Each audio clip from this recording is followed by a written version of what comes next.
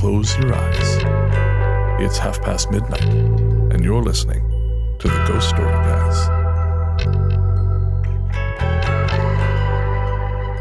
Welcome to the Ghost Story Guys. I'm Brennan Storr. I'm Ian Gibbs. And this is a show where we talk about spooks, specters, and all the other things watching us from the shadows beyond the campfire. Some conversations only make sense after the sun has set, and this is most definitely one. Thanks for tuning in. This is episode number 62, and we're coming to you from that tiny mountain cabin you dream about but can never quite reach. How you doing, Ian? I'm doing great, Brennan. How are you? Welcome back. Thank you very much. How was the big trip? It was pretty great. Good. And it all ties together because on this episode, we're going to be talking about the haunting of Los Angeles. No. Yes, our third annual Haunting of Los Angeles episode.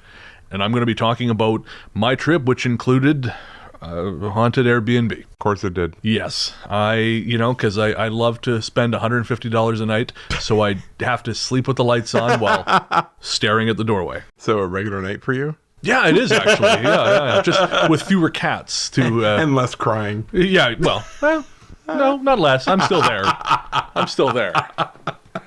But no, I had a really great time. Had a meet and greet, 3 different meet and greets actually. On Saturday night, we had a meet and greet at the Hollywood and Western Starbucks. Right. And Pete and Connie came out. Nice. Arthur and Adam came out, and Maddie came out. Amazing. It was fantastic. That's really cool. We hung out till, I think most everyone was there till about 9, and then they had to head out, and then Arthur and Adam and I sat there talking till about 10:30. Nice. It was really That's cool. Awesome. Yeah, and then the next morning was Miranda and Marianne, and we went up at the 101 Coffee House on Franklin. Cool. And just worked out crazy well.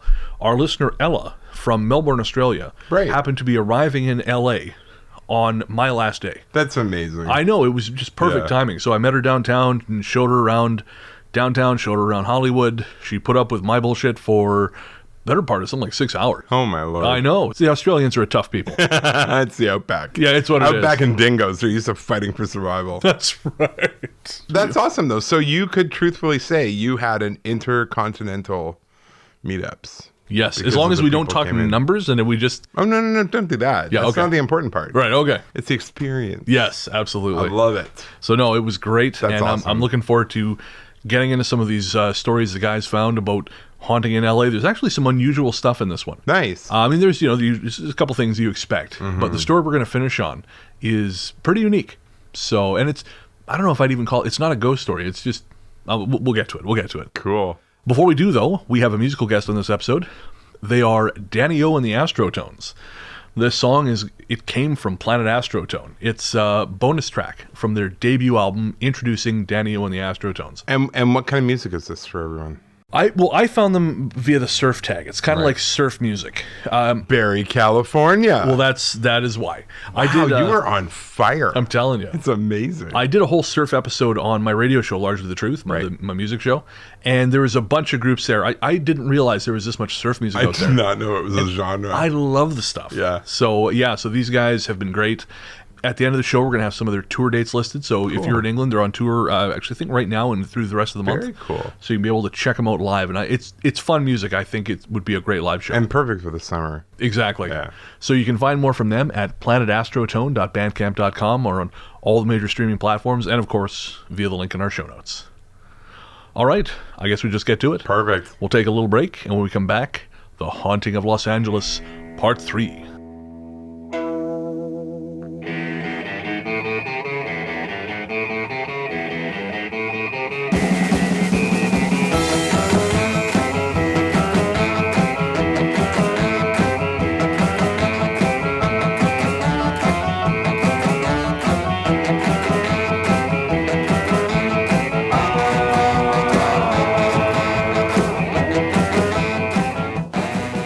Welcome back.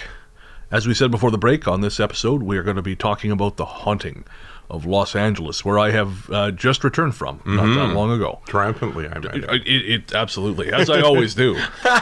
Well, you return from everywhere triumphant. Yeah, it's because they're so happy to get rid of me, is the thing.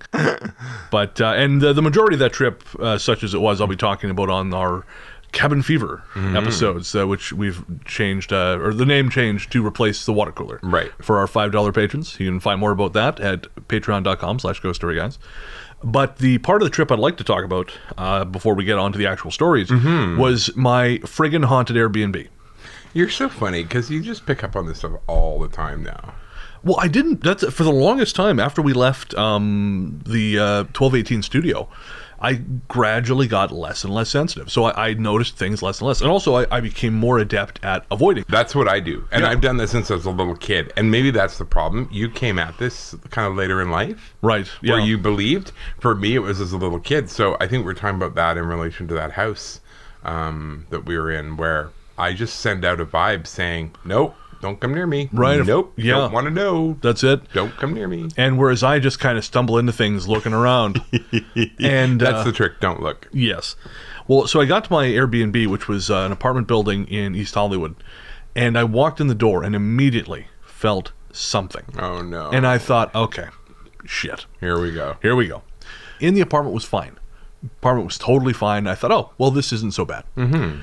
And it was a whole mess. My first day in LA was a nightmare because my flight was delayed 4 hours. So I didn't have time to pay attention to anything. And by the time I got back, it was about 3 in the morning, and I just passed right out. But over I think it was the next day, I was killing some time in the evening. I was watching Netflix, as you do on vacation. But, I've traveled all this time and spent all this money to do what I could do at home. That's right. Well, I'd watched this movie on the plane. And it has a helicopter crash scene, and I wanted to see how it ended, but as soon as I got to that on the plane, it was not happening. Oh, you think they'd have someone at the airline who vetting that kind of thing. Oh, I downloaded it on my iPad. Oh, so this is my own damn fault. Yeah. This isn't like Airport 77 on the plane, But, oh man, so... Episodes of Emergency 911. Yeah, exactly. Rescue 911. I was watching the end of this thing, and all of a sudden I felt something move from the far end of the room, and I really noticed it when it got in front of me by the entrance to the kitchen, because everything got really crystal clear, and then it was over. And so I sent you some pictures, and you said there's something going on in the kitchen, right, and in that far corner of that room. And you didn't tell me which picture you were sending me. I didn't even tell you why I was sending you pictures. But I said that right away. Yeah. And I thought, I know now. I know now. I think that night I slept okay. And then, I can't remember the exact timeline, but what happened sort of the next is I was laying in bed. Yeah. And I remember, it wasn't that late. I was just kind of looking at my phone. I think I was playing a video game or something. When all of a sudden I heard rustling in the corner of the room where I'd put my laundry. And I actually, at first I assumed it was outside. You know how you're kind of dimly aware of noise? Yeah. So I thought, well, the noise in the parking lot outside. Of course, I'm on the 3rd floor. Yeah. So it'd have to be pretty loud rustling, but you just don't think about it, right? And then I realized, no, I have this very particular kind of button-up shirts I like to wear, as you know. Yep. And so the fabric makes a certain sound when it moves. And I realized that's my shirts. Moving around. Yeah. On their own. Maybe. So I immediately get up, and the sound stops. So I thought maybe it was rats. Hoping against hope. Oh, there's comfort. Well, better that than the alternative. But no, I went over there, kicked the shirts, because I keep my stuff in like a neat little pile when it's dirty, but staying somewhere. But there's nothing in there. And I thought, well, maybe no. So that night, I literally fell asleep with all the lights on my back on the bed, and I had this dream. And in the dream, I was in a warehouse, and the warehouse was dark. Very high ceilings. Right. But when I eventually woke up, I realized that warehouse was the dimensions of my room. Right. And I was shining a flashlight around this dark room, trying to find something. And then in the far corner, I realized my flashlight settled on the shape of a little girl. Oh, bad news bears. And I tried to kind of squint my eyes and get a better look, and I just realized, no, I'm looking at the shape of a little girl. And nope. I was scared awake. And that's when I realized I'd fallen asleep on my bed with the lights on my back, and the corner that I'd looked in my mind in the dream with the flashlight was where my laundry was moving, or sounded like it was moving. That's not good. No. And I mean, it could just be a total coincidence. Dreams are dreams. That's fine. But the next day, I think it was Saturday night. So then Sunday, I met up with, I think I mentioned, Marianne and Miranda Right. at the 101 Cafe. And afterwards, I went to go see a Dodgers game.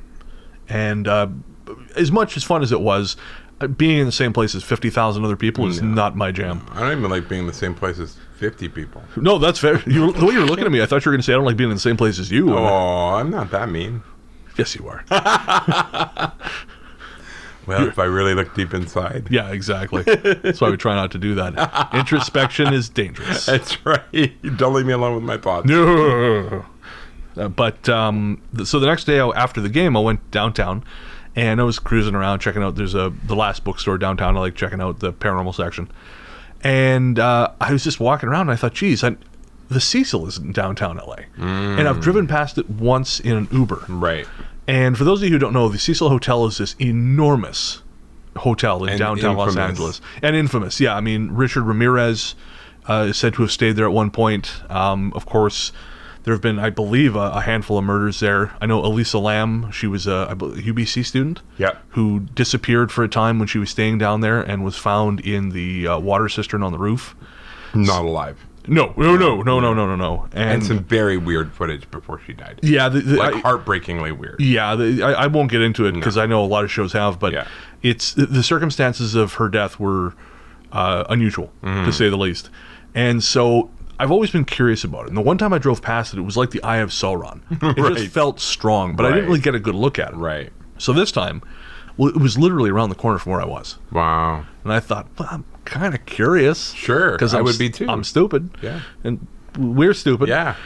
So I saw it, and man, it's monstrous. I was not prepared for the scale of it. It is such a massive building. Is it the one that they based the American Horror Story? It is. Oh, the Dakota. Wasn't it called the Dakota in American Horror Story or something like that? I can't remember. We didn't watch all that season. I know. I came in and out of it. It wasn't that compelling. But, oh man, I looked at this place and it just took my breath away. Yeah. And my plan had been to sort of walk in front of it and look in the windows.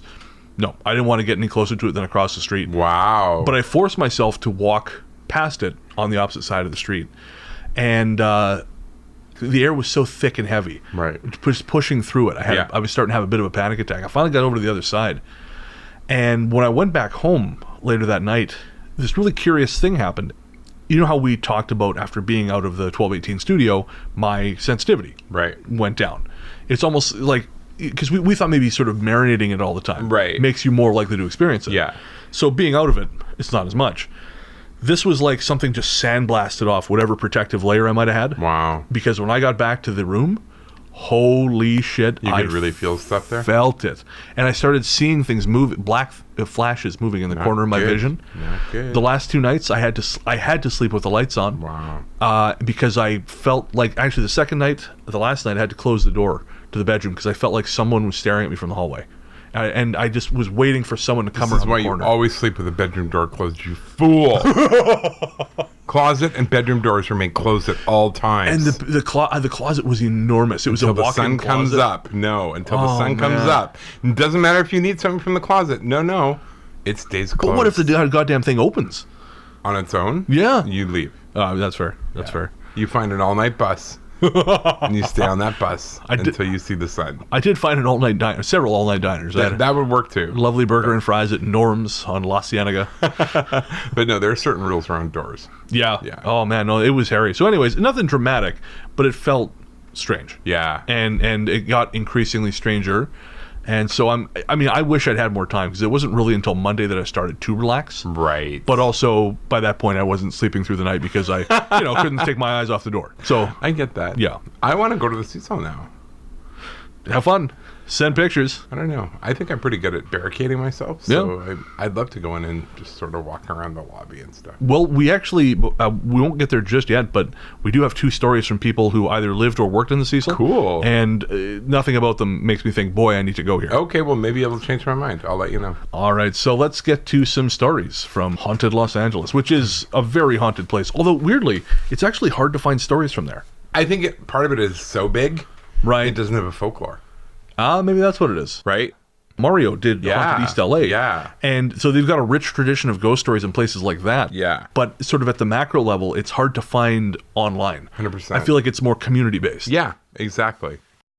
Would you like to start? Sure. Fire away. 2 from the Cecil. During what you might call a desperate period in my father's life, he had to stay in the Cecil Hotel for a while. It's called Stay on Main now, but my father says it will always be the Cecil to him. Whenever he tells the story, which isn't often anymore, I can practically feel the fear coming off of him. He said that one night during his stay, he woke in a cold sweat, frozen to the bed, unable to move, while something he couldn't see slowly but surely choked the life out of him. The feeling was unmistakably that of hands wrapped around his neck, and as his vision grew dimmer with every passing second, my father became certain he was going to die in that room. Then, suddenly, the feeling was gone, and the world returned. My father bolted out of the room and downstairs to the front desk. Despite what had just happened, he thought the clerk would laugh at him, or just look at him strangely, but in fact the opposite happened. The man admitted that someone had been murdered in that room, and then switched my father to another room at no extra charge. 1A. My friend David was a security guard at the Cecil during a time when it was under construction. His shift was from 9 p.m. to 5 a.m. Ugh, brutal. But management apparently only wanted him to patrol the lobby and not the rest of the hotel.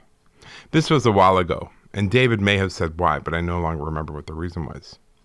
Anyway, on one overnight shift, David got bored and decided to roam around a little beyond where he'd been specifically asked to stay, and it's a decision he's regretted ever since.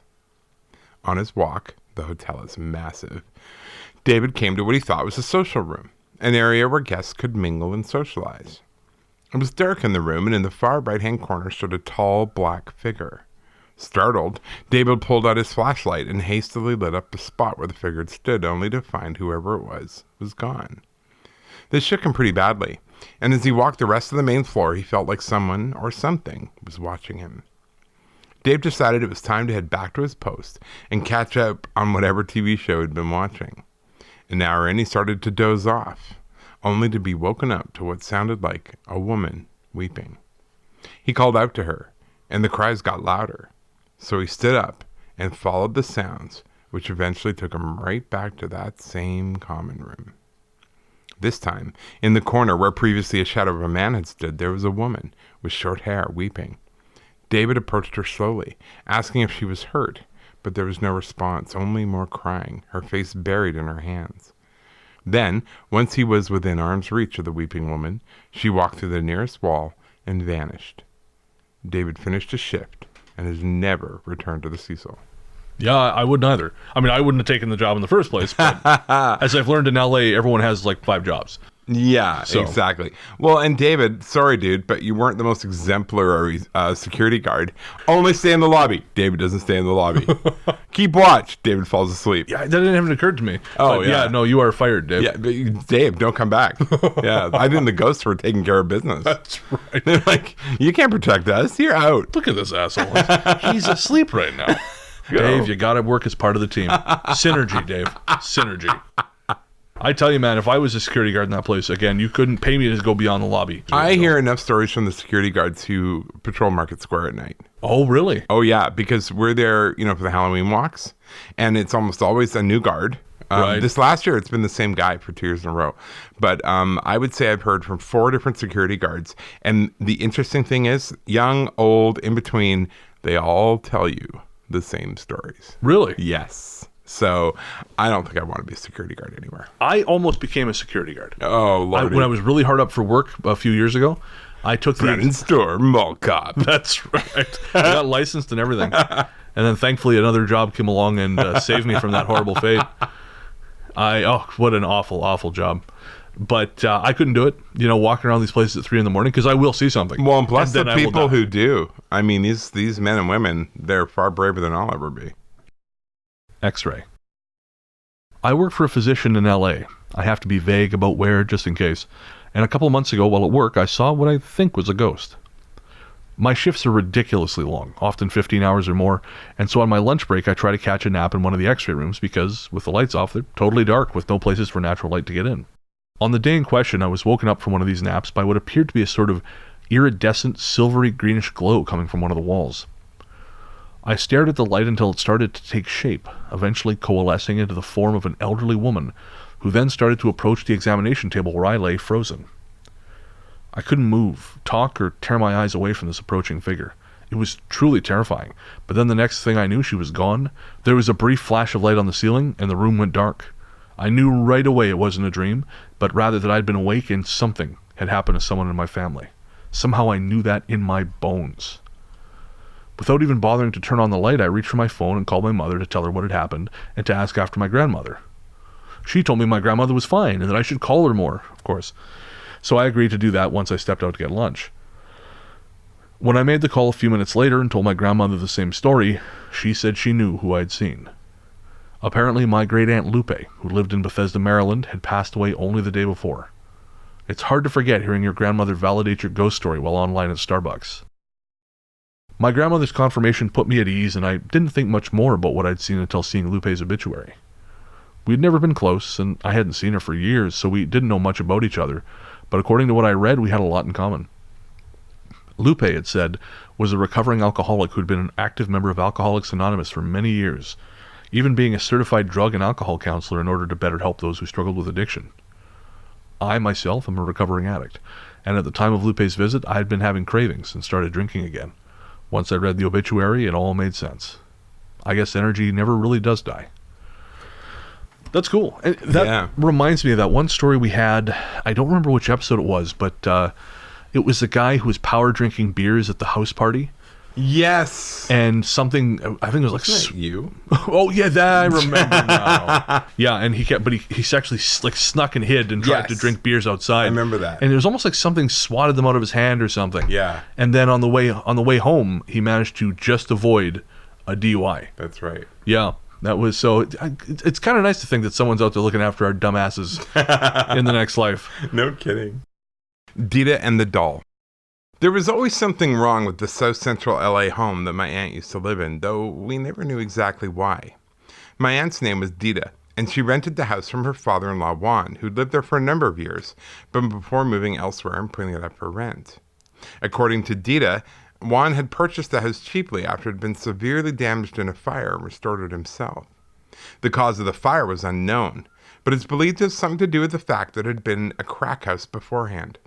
One of the addicts, a homeless man, was said to have died in the fire. The home itself was large, with 2 floors divided into several apartments. Dita lived in the front portion, which was divided into 3 rooms and a restroom, all of which she shared with her daughters, Lita and Rosie, along with several other family members. She would often talk about the house being haunted and all the people who had witnessed the various goings-on, so much so that I never liked going there. My experience happened when I was 12 and had to stay over with Lita and Rosie for a night. The 2 girls shared bunk beds, Lita on top, Rosie on the bottom, and I was sharing with Lita. Around 3 a.m., I woke to a dark room and lay there for several moments with my eyes closed. The wall was to my right, so when I finally decided to open my eyes, I looked left to where the window should have been. Instead, what I saw was a woman staring at me. She was standing right next to me, somehow visible from the waist up, with long black hair hanging down. I was scared senseless and felt as though the blood was draining from my body. I closed my eyes and tried to pray, but the words wouldn't come, even in my mind. I felt stuttery and jumbled. There was nothing I could do. Then I heard Rosie say my grandmother's name in her sleep, and I was somehow able to move. The next day I told my mother what I'd seen, and she then relayed it to my Aunt Maria, who said her husband had stayed in the house before and had seen the woman as well. She appeared, standing next to him, as if she was watching him. To hear this from, or at least about my uncle, I knew it was serious, as he's what you'd call a macho man, and not one to easily admit to being afraid. Like me. Yeah, that's exactly the image that popped up in my head when I read that. That was the correct response. Maria also said that Rosie had also seen it herself. It happened late one night while she was on her way to the bathroom. The woman was standing in the corner of the room next to one of the girls' dolls. The doll was the kind that takes batteries and says phrases. Well, another night, the whole family woke up to hearing the doll saying its phrases from the box in which it had been stored. When they checked on it the next morning, they realized there were no batteries in it. They threw the doll out, only to find it again in my cousin's room a couple days later. So they threw it out a second time on the day of garbage pickup, and this time it stayed gone. Last but not least, one time a water pipe burst, and Juan had to dig into the walls of the basement to get at it. While digging, Juan found a wine bottle with something unusual inside. A doll covered in hair with needles poked in all over it. Shortly after this, Dita bought her own house, and I never heard anything more about the doll, the woman, or anything else. That is some Annabelle shit. If I throw a doll away and it comes back, I'm not going to wait till the trash day. No, I'm burning it. Oh, yeah. I'm going to take it to a dumpster on the other side of town, maybe behind your new place. Set it on fire. Yeah. And then salt the earth where the ashes are so that nothing may grow there. I probably would throw in the barbecue. I'm too lazy to travel that far. The world's laziest exorcist. Yeah. Just go. Move on. The Tujunga Imp.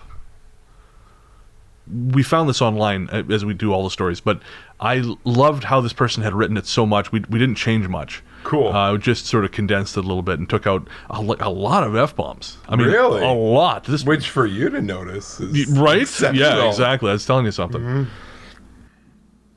The Tujunga Imp. For the doubters, this absolutely happened exactly as recorded. I would polygraph this story. I would affidavit this story. It all happened in early 2014 in Tujunga, California, a small town on the edge of the Angeles National Forest.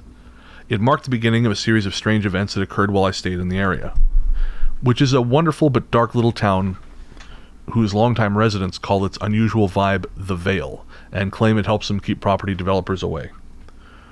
I ride horses and have a dressage horse who needs a lot of attention.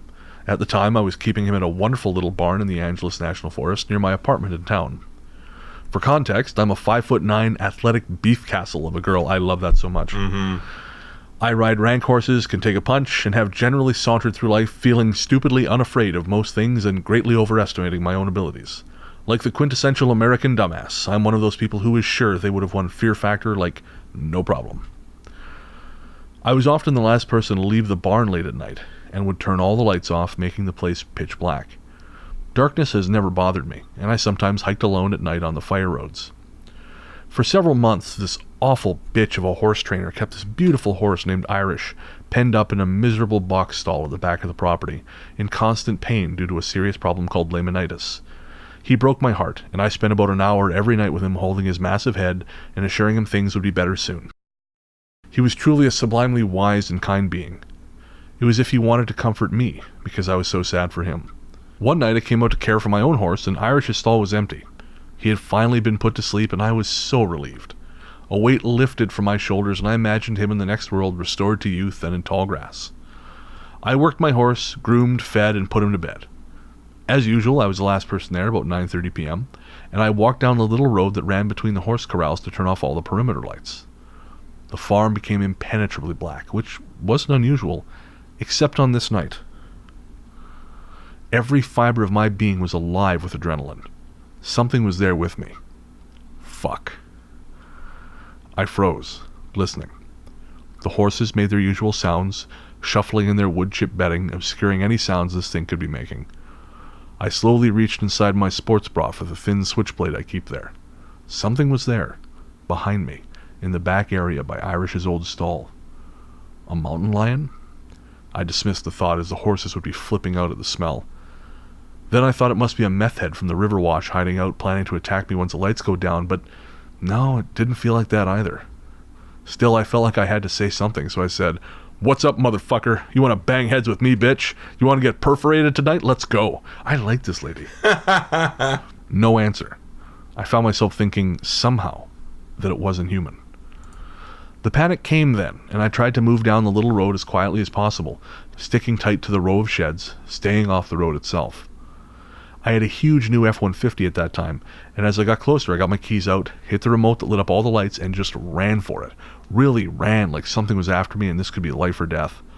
I got to the truck, locked myself in, and fishtailed out of the lot as fast as I could, hitting the road at a good clip. For some reason I didn't want to drive home, so I turned the radio on and drove around the neighborhood, trying to catch my breath and convince myself I'm just some dumb girl who's probably about to go on her period and let her imagination run away with her. It didn't really work. Finally, when I couldn't think of any more reason to avoid going home, I headed back and went upstairs to crash with my sweet old rescue cat, Bobby. At some point in the middle of the night, Bobby woke up and started growling this really boss bitch growl, focusing on the door of the bedroom. I went back to sleep and had a series of terrible dreams that kept waking me up, but the only one I remember was that a little troll-like spirit had moved into the apartment with us.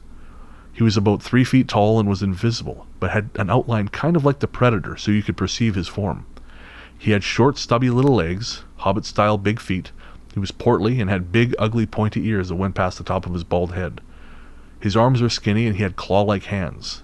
That was his shape, and he was a nasty little spirit.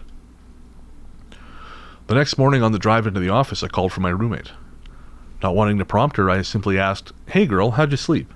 And she said, "I had the worst dreams, dude. It was like this little midget guy moved into our apartment, sort of like a ghost or something, and we couldn't get rid of him. It was awful." I nearly rear-ended the car in front of me when she said that.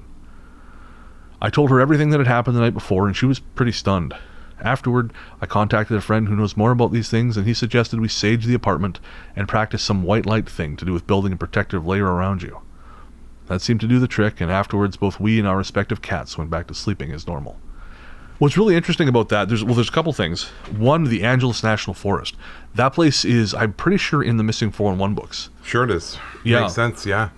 The other thing is, that's not the first time I've heard of that, because Shannon on ITF, she had a guest, it was JP, the demonologist. When he was a little kid, he saw a little squat demon type thing with sort of a football-shaped head.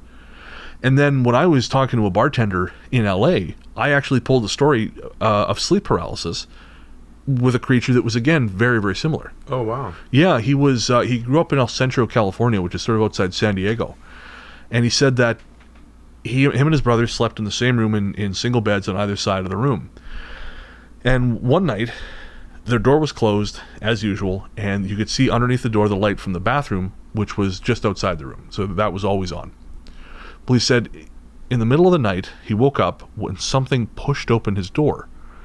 And it was this little Yoda-looking thing in a hood.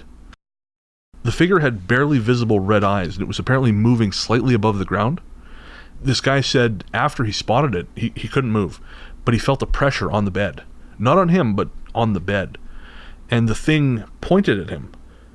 Yeah. That's not good news. And then sort of, I guess, glided back out the door.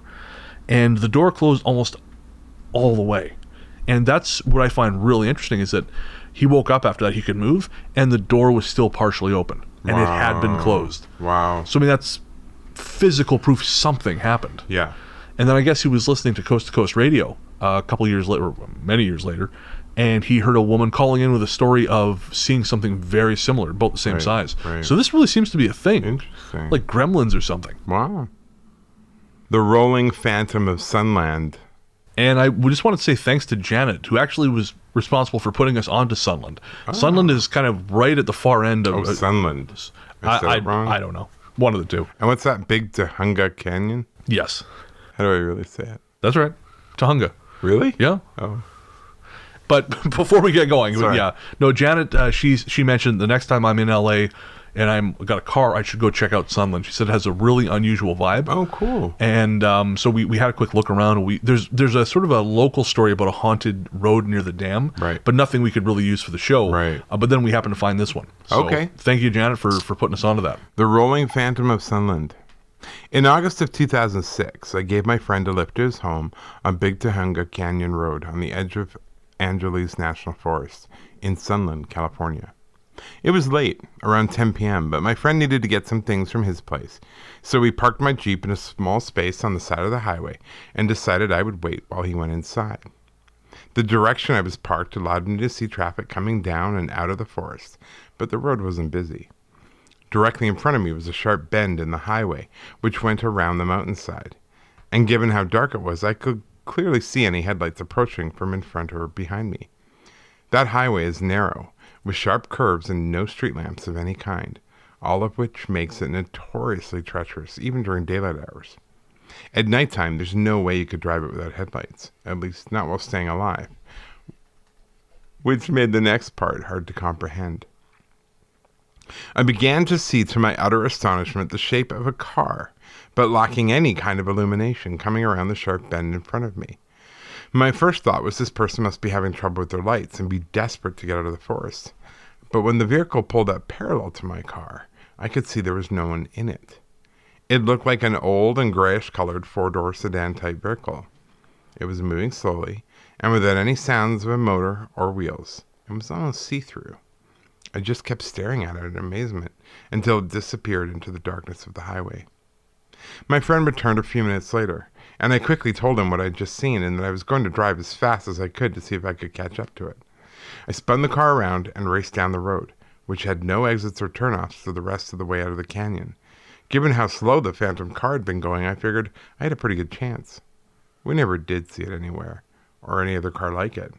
And after this happened, I never wanted to stay the night up in that forest again.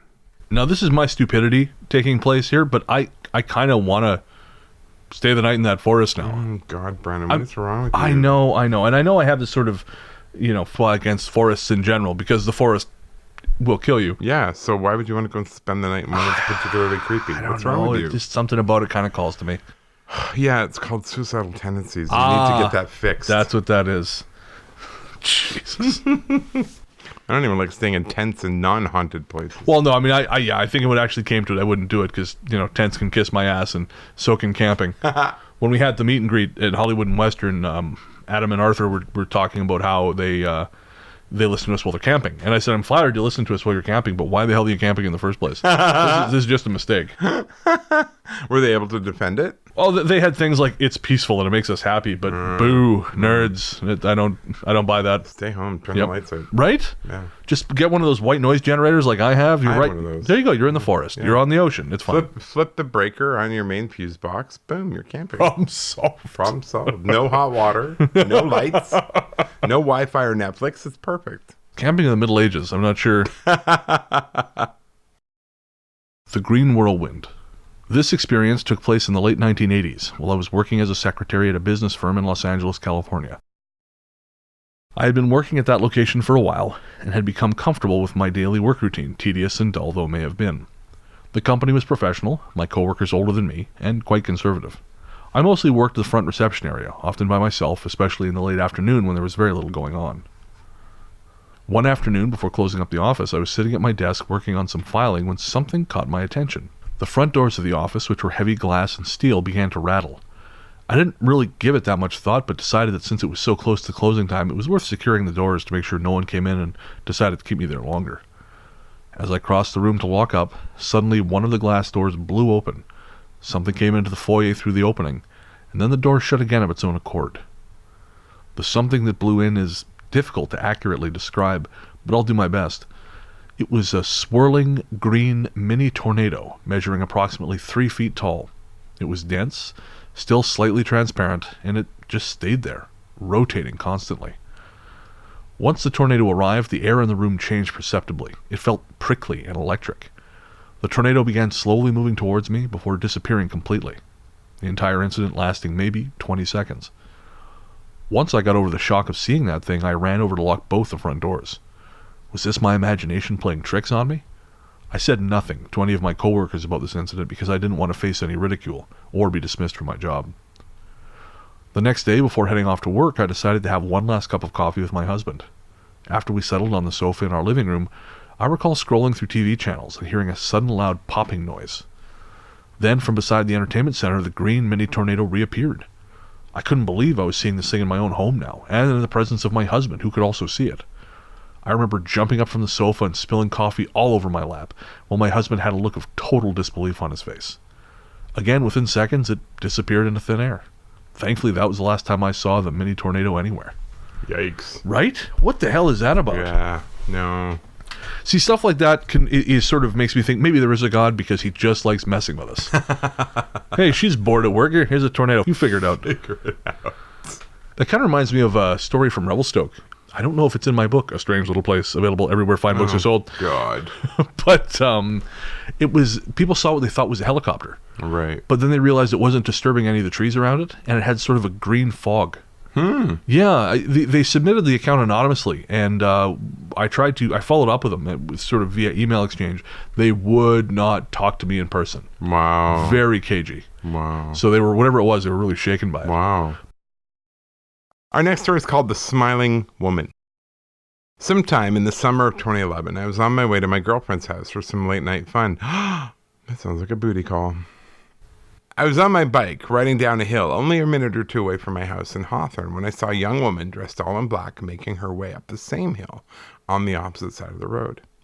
In my head, I wondered why she was out alone at this time of the night, but ultimately figured it was none of my business. As I rode closer, I felt like the young woman was staring at me, so I took another look, and she had changed. The lovely young woman I had seen from a distance had become an old woman, with an unnaturally wide, bright white smile that stretched from ear to ear. Never in my life have I seen such a smile outside of some old movie my dad watched once. The old woman tracked me the whole time I rode past her, and that awful grin never leaving her face. The sight of it caused a lump to form in my stomach, and I pedaled as fast as I could. But once I had passed her, the chain on my bike just locked, and I almost lost control going down the hill. Had I not been able to use the shoes of my soles to stop myself, I would have been seriously injured. I picked up my bike and started running as fast as I could. You know what? Kudos to him for picking up his bike. I would have been like, bike, you're dead weight. You're dead to me. You're done. I'll get another bike. I'll never forget you. Yeah, bye. Yeah. This never happened again. But even so, the image of that woman's face has never left my mind. When I tell people this story in person, they always wave it away, say that it was obviously just someone with an unusual face and that I overreacted. But deep down, I know that's not it. She didn't have sharp teeth or anything, but something about her felt unnatural and filled me with a feeling of certainty that something bad was going to happen. And you know what? I get that because it's not the things we see that look particularly like horror movies. Right. It's the normal, quote unquote, things we see that send shivers through us because it's not what we're seeing. Right. It's what we're sensing. Well, it reminds me a long time ago, Cherie, one of our listeners, she sent in that story about the really good-looking guy. Yeah, in the restaurant. Yeah. I remember that, and she thought, you're not getting me or my baby. Yeah, there's just something about, he was gorgeous, but there was something about her that really... was wrong. Yeah. Yeah. So it's kind of... I get it. The old movie his father watched, I kind of wonder if it was The Man Who Laughs. Oh. Have you ever heard of that one? It's first from like 1928, so I'm not surprised. Okay. But I'm going to show you here because the image is, I think... Oh, lordy. Yeah. That almost looks like the old makeup from when Cesar Romero was the Joker. And I think it may have actually been based on that. Very similar. Yeah. That's interesting. The Haunting in Highland Park. My name is Chris, and I'm a native Angelino. I was born in the city and have lived here all my life. Almost everywhere I've lived, something paranormal has happened, and I'd like to share a couple of those stories with you. First, some background. The weirdness started when I was 7, and we lived in an apartment building in downtown, which was a lot more rough back then. We being my parents, brother, and myself. Exactly what happened is hazy to me all these years later, but I remember a huge banging sound in the kitchen that startled all 4 of us, and waking up one night to see our bedroom door closing on its own. It sounds very general, but I know for a fact that our parents were having experiences of their own too, because we eventually moved to a different apartment in that building and everything went back to normal. A couple years later, we were living in a house in Highland Park, where my brother and I were again sharing a room, sleeping in twin beds a few feet apart from each other. My brother used to have a hard time getting to sleep, so sometimes my mother would come and rub his back. One night, she did this. I was laying there trying to sleep, when in the darkness under my brother's bed, I saw a white face. Its eyes bored into me, and all I could do was stare back. I felt frozen, as if something bad was going to happen if I told my mother or brother what was happening. Little by little, that pale white face moved back slowly out of sight, and eventually, somehow, I fell asleep. In the morning, I told everyone what I saw, and that was the only encounter we had in that house. 2 years later, my baby sister came along, and we moved into another house in Highland Park that was nicer in almost every way. Almost. In the new house, I finally had a room all to myself, which was exciting until the night I woke up around 1 a.m. to what sounded like scratches on the wall. At the time, I knew it could possibly have been rats, so I wasn't overly concerned. You know, rats concerned, but not ghosts concerned. There's an important distinction, this. But then, from the dark in front of me, came what sounded like a young girl screaming. I bolted out of that room faster than any other human in history has moved, and went straight to my mother, who'd heard the scream as well. This is when I started sleeping in the living room. On another occasion, my mom was sleeping in the living room too, and we were both woken up by the sound of footsteps in the kitchen, followed by the flushing of the toilet. We jumped up to see who it was, and nobody was there.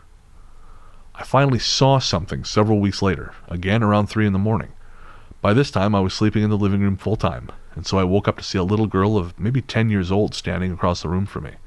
I froze, and just like the white face, she slowly stepped backwards until the darkness engulfed her. The final thing was a shadow, and the first time I saw something in broad daylight. I was watching TV, and to my left was a window that looked out on the porch. For some reason, I decided to look over there, and as I did, a tall, dark figure briefly blocked out the light as it passed. Quickly, I jumped to my feet and looked outside, but there was no one there. When I approached my mother about it later that day, she said she had seen exactly the same thing. Not only that, but so had my brother. It happened again another day, this time when I was hanging out on the porch with a friend. Out of nowhere, he flew into a panic, and when I asked him what was wrong, he told me he had seen a tall black figure pass by. Over time, I got used to these things, but I'm no closer to understanding what any of them mean. Hey, us either. Yeah, well, we got something in common with you, buddy. I got good news and bad news. The good news is you're not alone. The bad news, we cannot help you. No. Antelope Valley High. When I was in middle school, my family lived in a townhouse apartment in Echo Park, where previously a whole family had been murdered. I know, why would we live there and all that? Well, the rent was cheap for LA, and once you get over the idea of living in a murder house, it's actually kind of novel, and the other kids are always at least a little scared of you. I like that. Besides, for the longest time, none of us ever experienced anything odd, so there was nothing to worry about. Of course, that didn't last. One day, I was sitting with my sister in our room. Dad had gone to pick up Mom from work, and outside the sun was setting. I wanted to read, but my dad was weird and didn't like us having lights on in our bedroom while he was out. So I brought my book into the bathroom. While I was in there, someone, my sister I assumed, started knocking on the door, and after a while I shouted at her to stop. It continued for 5 more minutes, so I whipped open the door and stormed back into the room to give her hell. My sister not only denied it, she looked completely clueless, in a way I knew she wasn't smart enough to fake. That's such a sibling line. She didn't have to deny it for long, because as we were arguing, both of us were somehow compelled to look out of the door towards the stairs, where we saw a ghostly figure descending. So a ghostly figure that needed the toilet, I guess. Years later, we moved to the house we currently live in Lancaster, California. While returning from the bathroom around 4 a.m., I'd just gotten back to my room when I was startled by what I thought was my dad standing there. But it wasn't him. Instead, it was a dark shape standing next to my window, and it faded shortly after I acknowledged it. Back then, I was a student at Antelope Valley High, which sits right next to the Lancaster Cemetery. The kids at school all talked about how it was haunted, but very few of them had specific stories. Mostly, it was just talk. In my sophomore year of high school, I went to the bathroom in the middle of biology. The bathroom that is closest to the cemetery. Everyone says they hate that bathroom because it's haunted. But again, no one can really point to any one thing. Anyway, I went in and was doing my business when I heard someone else come in and go into the stall on my left, which is a little weird because it doesn't lock. Anyway, I could see the girl's feet, so I knew someone had to be in there. I finished what I was doing and left the stall. I walked past the one on my left, and through the partially open door saw the girl in there. She looked like she was from the past, I don't know when, in long, drapey school clothes. As I was washing my hands, the bathroom door opened and closed on its own, and when I checked, the girl in the stall was gone. I later found out that Antelope Valley High had had a huge fire that destroyed the second floor, and that was why it had been remodeled. It's even on the Wikipedia page. But recently, staff have started to tell a different story, one that doesn't include a fire, and the information on the wiki has been edited to reflect that. Was the girl I saw a former student who died in that fire, or was she connected to the Lancaster graveyard? Maybe both? I guess I'll never know. Huh. So I actually tried to verify that Right. about Antelope Valley High to see if there had been a fire. And? Yeah, I couldn't find anything, but then I didn't look really hard. I just Right. kind of had a cursory look. Right. I know one of our listeners spent some time in the Antelope Valley, and I won't say which, but you know who you are. If you know if there's any truth to that, I'd love to know. Cool. But, man, haunted high schools. If you don't have enough problems in high school. Right. Actually, I've heard that Vic High here is haunted. I could see that. That big old brick one in the I've middle never of the been field. in there, but every time I go past it. Oh, no, I've never been in there, but I Yeah. know for a fact every time I'm near it, I have to go look at it. So that's Interesting. usually an indication Yeah, something's yeah, up. yeah. You're like a fly drawn to rotting meat. You just love the whole possibility that something sinister is happening. That's true. I am kind of morbid that way. You are. Yeah. I'm handsome, though, so it all balances. Yeah. Yet again, that is the correct response. Oh, I'm batting 1,000 to make one. You look like you're falling asleep is what it looks like. I'm here. All right, so we have one more story for tonight. All right. A Green Heart. My story will make more sense if you know a little about me. The thing that is most germane to my story is what happened to me in 2006 or 2007, namely that I snapped. Now, I don't mean in the violent sense, but rather the ideological sense.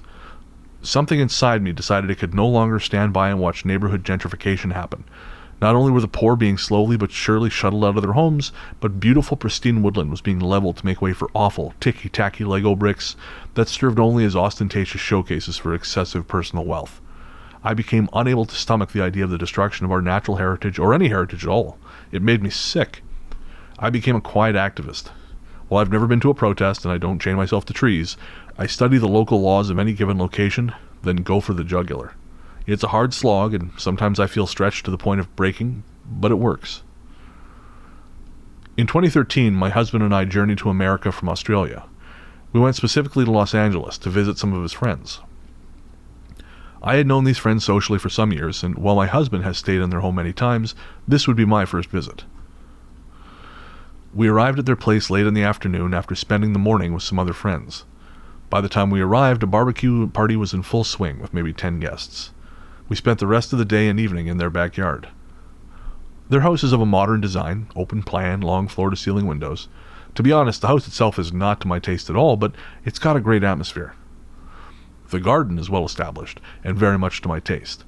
Rock gardens with plants weaving around, creepers on the fences, a couple large trees out the back, and a couple in the front garden as well.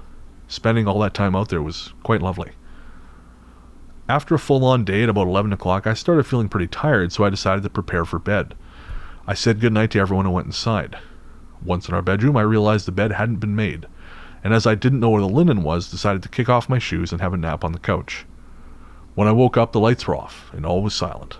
One of their cats was sleeping on my feet, and someone had put a throw blanket on me. I've no idea what the time was, but it was obvious all the visitors had left and everyone had gone to bed. The couch faces the front window, through which is a balcony. From there, you can see the front garden. The room we were staying in was next to the couch, and the door to that room was half open.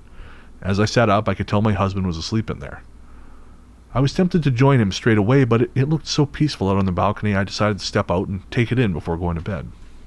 Right in front of the balcony to the left of me was a big jacaranda tree. Their front yard has a high fence with some creeper climbing up it. I was raised to call this creeper Happy Wanderer, but apparently it's called Morning Glory.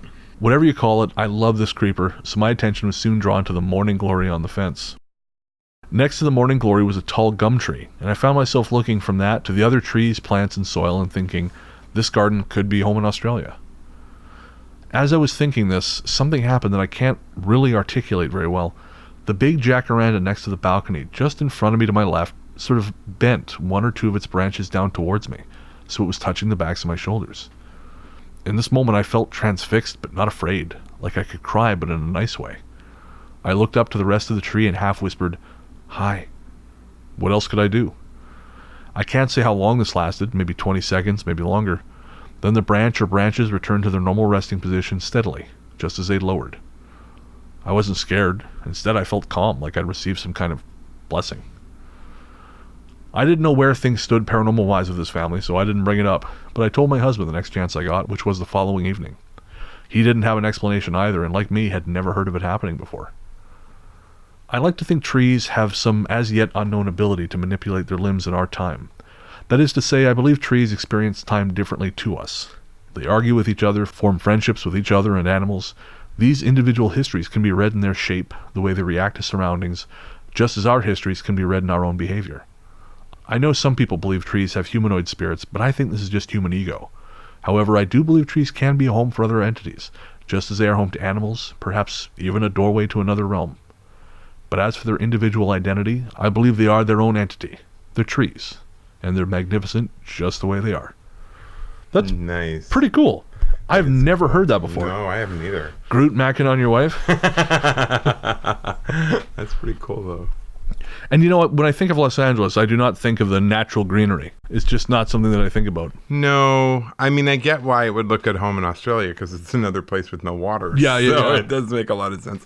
And I really like that. Like, I love eucalyptus trees. Oh, yeah. And, oh my gosh, and the pepper tree. Oh, really? Is that a... It's where it's covered in peppercorns.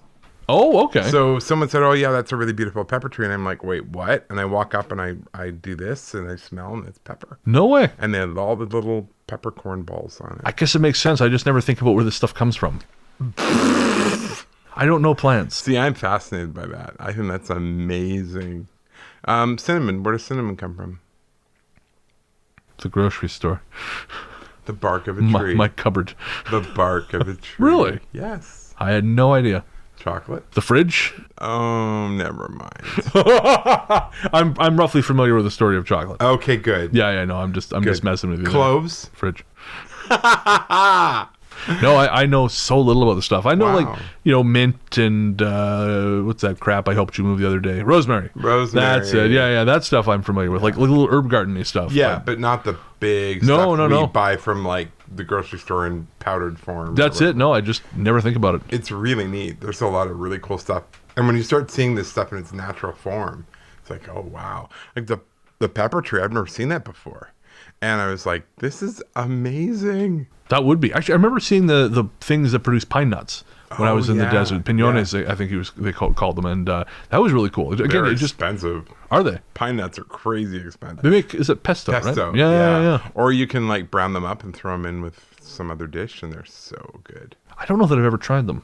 You know what? I must have at some point. I don't want you to because you're probably allergic to them. Yeah, probably. Does it bring joy to your life? Brennan, I brought you some pie. Oh, fuck. Well, I guess ghost story guy. That's right. Well, I guess that's going to do it. That's all our stories for Haunted Los Angeles. Probably be the last Los Angeles episode we do for a while. Maybe take a year off and let the stories build up for a while. Unless we happen to find some really great stories from there. A secret cache. You never know. All right, so we're going to take a quick break, and we'll be back with our patron shoutouts and listener mail.